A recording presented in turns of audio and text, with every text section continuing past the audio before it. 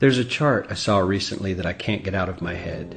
A Harvard business professor and economist asked more than 5,000 Americans how they thought wealth was distributed in the United States. This is what they said they thought it was. Dividing the country into 5 rough groups of the top, bottom, and middle 3 20% groups, they asked people how they thought the wealth in this country was divided. Then he asked them what they thought was the ideal distribution, and 92%, that's at least 9 out of 10 of them, said it should be more like this. In other words, more equitable than they think it is. Now that fact is telling, admittedly, the notion that most Americans know that the system is already skewed unfairly. But what's most interesting to me is the reality compared to our perception. The ideal is as far removed from our perception of reality as the actual distribution is from what we think exists in this country. So ignore the ideal for a moment.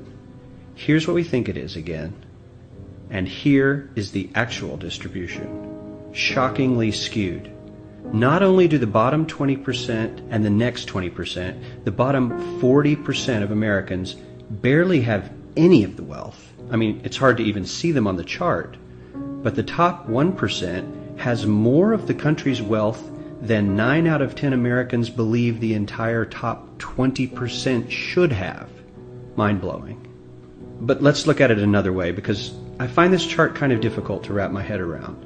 Instead, let's reduce the 311 million Americans to just a representative 100 people. Make it simple. Here they are.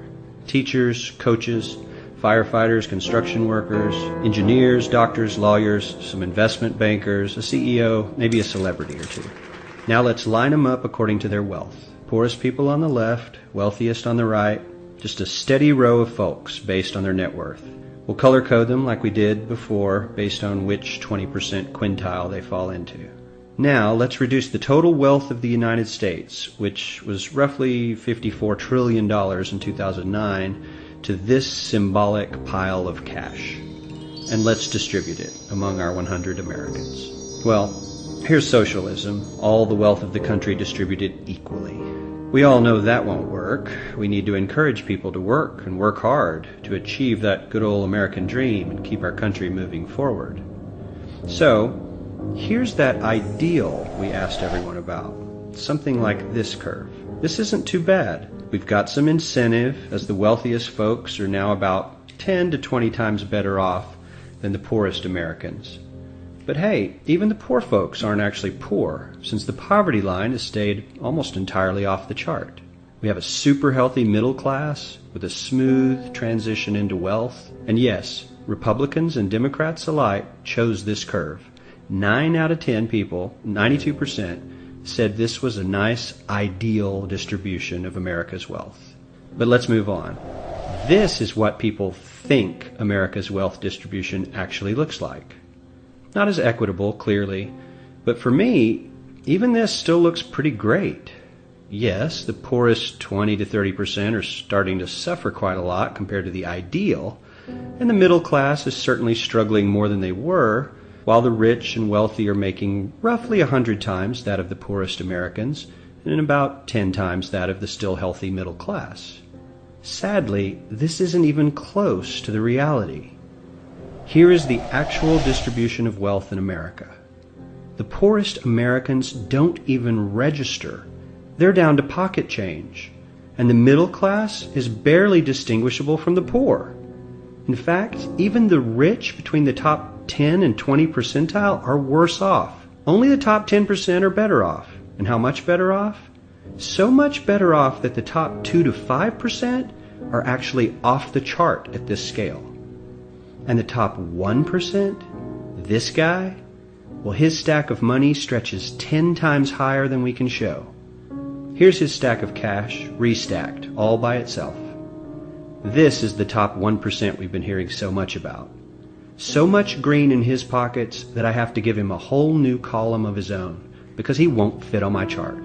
1% of America has 40% of all the nation's wealth. The bottom 80%, 8 out of every 10 people, or 80 out of these 100, only has 7% between them. And this has only gotten worse in the last 20 to 30 years.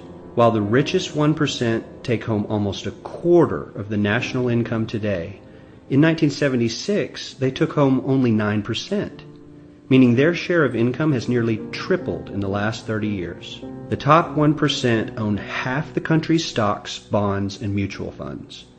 The bottom 50% of Americans own only 0.5% of these investments, which means they aren't investing. They're just scraping by. I'm sure many of these wealthy people have worked very hard for their money. But do you really believe that the CEO is working 380 times harder than his average employee? Not his lowest paid employee, not the janitor, but the average earner in his company. The average worker needs to work more than a month to earn what the CEO makes in 1 hour. We certainly don't have to go all the way to socialism to find something that is fair for hardworking Americans. We don't even have to achieve what most of us consider might be ideal. All we need to do is wake up and realize that the reality in this country is not at all what we think it is.